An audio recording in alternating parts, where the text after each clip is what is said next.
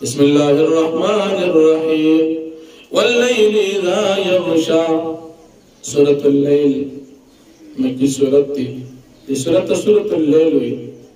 ذکر چی بدی سورت پر شروع کی اللہ پاک پشقا لیل بان قسم کری دا سورت مکی دی یا مدنی دی پلی سورت کی دا علماء اقوال شتا البتا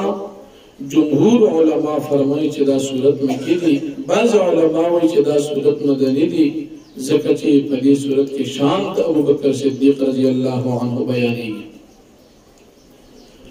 دلی صورت دماغ کی صورت صدابت و مناسبت داری چی دماغ کی صورت کی دا دو جماعتنو یو دا مومنانو او بل کافرانو دا دی حال بیان شو پا دی صورت کم دا دو جماعتنو یو دا نیک یو دا بد انسان جب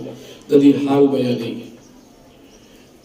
پا دی صورت کی یو رکو یوش آیاتو ندی شان نزول لدی صورت داری ومکہ مکرمہ کی دو مالدار خلق ہو یو حضرت ابو بکر صدیق رضی اللہ عنہ او دے امیہ ابن خلف ابو بکر صدیق رضی اللہ عنہ مالدار خودت اللہ جل شانہ دیر مال ورکڑو دا ٹول پنے کے استعمال کو او دا امیہ ابن خلف چو دا مالدار خدا انتہائی اعلیٰ درجی شمو مسلمان نو کافرو نو دا دی کلچی ابو بکر صدیق رضی اللہ عنہ ہجرت کولو ہجرتیو کو نو در سرا شپگ زر درہم باقی پاتی شو ابو بکر صدیق رضی اللہ عنہ درہمال ہم دا اللہ پاک پلارے کے خرچ کر اللہ پاک فرمائی دا اعلیٰ درجی متقی انسان فتیزہ کتن اتقاد تویلیش او دا امیہ ابن خلف سرد کفر او سرد بخل اللہ پاک حلاک دا صورت بھی مبارک نازل یہ انسان مسلمان او سخی او دویم انسان اغا کافر او بخیل پدی صورت کی اللہ پاک دا قدرت دین نمونی ذکر کی داغین بعد اللہ جل شانہ فرمی جب استاس اعمال گور استاس اعمال دا یومن بدل بیا چاچی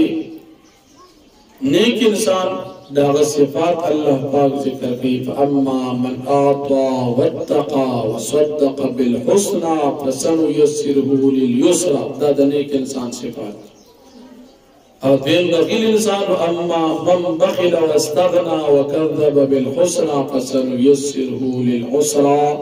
او بیاد دی بخیل انسان انجام انا وما يغني عنه ماله اذا تردى کلچ دی حلاک شدد مال بدد اس قسم فیدہ ورنکی او بی اللہ پاک حسر دا ہدایت ذکر کر او بیاد دی بخیل انسان نتیجہ اللہ پاک ذکر کی او دا دی نیک انسان متقی انسان نتیجہ اللہ ذکر کی فرمائی واللیل اذا یغشا قسم دی پشپ باندر کلچ دا خورشی والنار قسم دی پورج بانی دا تجلار کا اذا تجلا کلچ دا رنا کی وما خلق الذکر والانسا او قسم دی پا غزات پاندی چاہ پیدا کردی مذکر و مؤنث ان سعیکم لشتا بے شکستا سو سعید یو بلن مختلف تا فاما من آتا واتقا پسرا کچھوئے آتا ورکڑے اکڑاو تقوی اختیار کراو صدق بالحسن و تصدیقو کو دا کلمی دا توحید ایمان روڑو او بکر صدیق سے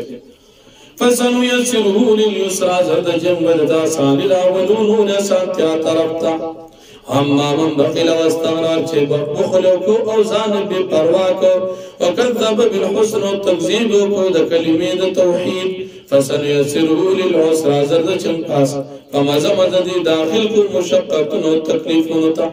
وما یغنی عنہ مالو اذا تردو فیدبو نکی دا تمام ذکر چلی حلاکی گی ان علینا للہدا یقرن فرمون باندی ہدایت رس ہدایت ورکول دی وإنا لنا للآخرة ورلو یقن زمون دا پارا خامق آخرت و دنیا دوار دی فانظرتکم نانا تلفا جیرون تاز دا غور نچیغ بلنبی وئی لا یصلح الا لشقا نبداخلی گی دی تم اگر بدبخت انسان الذي اغبر بغتا کردبا چی تکذیبو کو تولا ارادو کو